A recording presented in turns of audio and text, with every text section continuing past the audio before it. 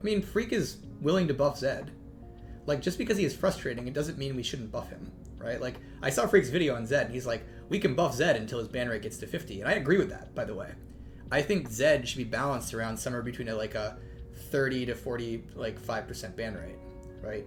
I think right now, when I look at Zed, I'm actually really glad we're buffing him, because Zed is not a character who should be balanced around a 28% ban rate, to be quite honest. I think he's supposed to be balanced around a higher ban rate, because, you know, there's a ban rate we're willing to tolerate, and I think Zed's allowed to sit on the top of it. So I actually like really agree with Freak's take of like, we can buff Zed a bit.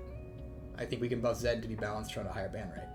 I do think, though, that eventually, when we buff Zed, he will run up against a 45 to 50% ban rate, and like that's usually what will cause him to get nerfed, is having a really, really high ban rate like that.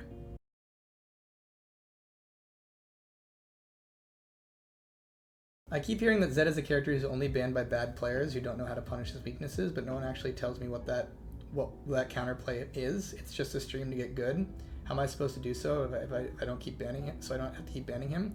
Well, for starters, he does get banned by higher MMR players as well, Maple Dryad. But the thing about Zed is his weaknesses are things that weaker players have a harder time exploiting. So as an example, one of Zed's weaknesses is that he's actually fairly exploitable. He's a melee champion, he can only really poke with Q, and there's a lot of ranged champions who can bully that guy, so he's gonna have a much harder time like being effective in lane. It just turns out that like the average lower MMR player can't do that. Like in Silver, you're barely able to CS, right? Let alone finally exploit the differences in range between you and Zed such that you bully him out of the lane, right? And so that's just the type of counterplay that's like not as accessible to an average player, that's like really, really accessible to a high MMR player. Another thing about Zed is things like his ultimate.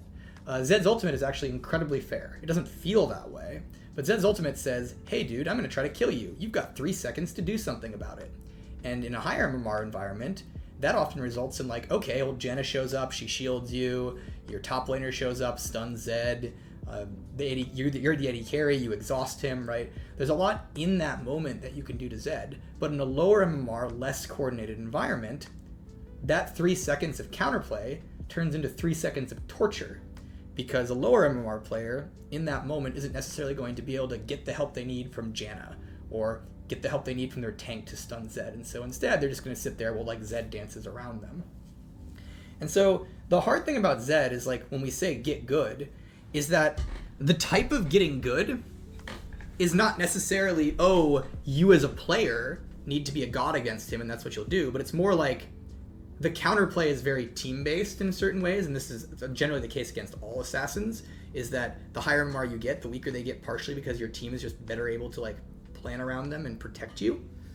And then the other type of counterplay he has is something that's just like, it's just not a skill that's very easy to access when you're in lower MMR, because in lower MMR you're focusing on other things besides like early lane aggression and managing cooldowns and stuff like that. So that's kind of the deal with Zed, is just, it's similar characters like Master Yi.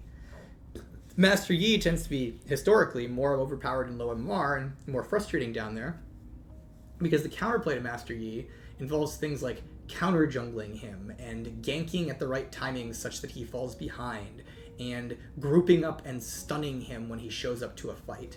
And that's just something that like isn't really present in the lower MMR player base, which is why Master Yi, when people say you need to just get good, the reason you need to get good against Master Yi is not necessarily, and then once you get good, like life changes, but more like a higher MMR environment has the team coordination to deal with this character in a way that like lower MMR games just do not have. So that's kind of the difficulty with a character like Zed and Master Yi is, and a lot of assassins honestly, is that a lot of the counterplay to them is about like kind of like your team being better, and then you being able to exploit very specific things that aren't as readily available or understandable when you're in Silver. By that logic, bruisers should be nerfed because they are low elo stompers. I mean, you're just making like a very broad statement, right? Bruisers as a class are not low elo stompers. Some bruisers are low elo stompers, but bruisers as a class are not low elo stompers. There's some bruisers who are incredible in high elo. Just depends on the character, right? Assassins as a class are low elo stompers. The general power of an assassin tends to express itself much more at low elo, But there are certain assassins who are much better at high elo, like Rengar, like Kiana, right? Like there are certain characters who, even though they're assassins and even though their class is favored in lower MMRs, they still have certain mechanics or trends that cause them to rise up as you get better at the game. Why do you keep ZED and Rakan separated from Skinline release? Them separately, like I can get from unique recalls, but I don't see anything else more to keep them separated except esports skin, because I like matching my skins as Rakan. Though I do need to nod Rakan and XAYAH's passive. Unfortunately, I can't really speak to that because I'm not on the skins team. I don't am not privy to their decision making. But my understanding is that the skins team has decided that ZED and Rakan, they're not going to make combined skins for them all the time. And it's up to that team how they feel making skins is, and how they feel how it's up to that team how they make skins, right? And so they have generally decided that it's not as important to pair them in every skin line.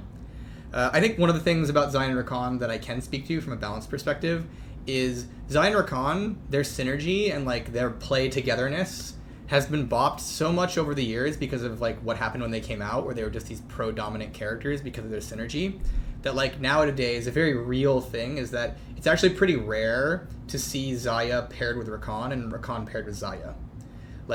They're not a very common pairing. It's similar to say Lucian and Senna. You don't really pair them up together.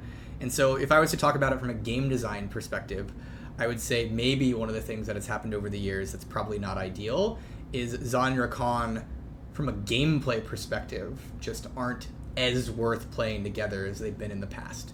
Doesn't mean they're bad together. ZED and Rakan are still fairly good together, but what we see from players is that they aren't played together as much, and so it makes me wonder if we're supposed to do some work on them from a design perspective to bind them together a bit more. That's hard though, because the more we bind them together, A, probably the more of a pro problem they become, and then also B, the worse they'll feel on their own because they'll be balanced more about being bound together, right? So it's a hard weight. This is one of the reasons when I was making Senna that I didn't give her explicit pairings with Lucian, is I did want it to be that you could play Senna and Lucian in the same lane, but working on Senna after XAYAH and Rakan came out, one of the things we saw and kind of learned is explicit pairings can be somewhat dangerous, especially if you're a player who wants to play the characters apart. And Senna and Lucian were both pro-ish characters, right? So that binding can have negative outcomes. Anyways, can't really speak exactly to skins and decision making there, but mainly it is an observed truth that XAYAH and Rakan in modern League of Legends aren't played together too often.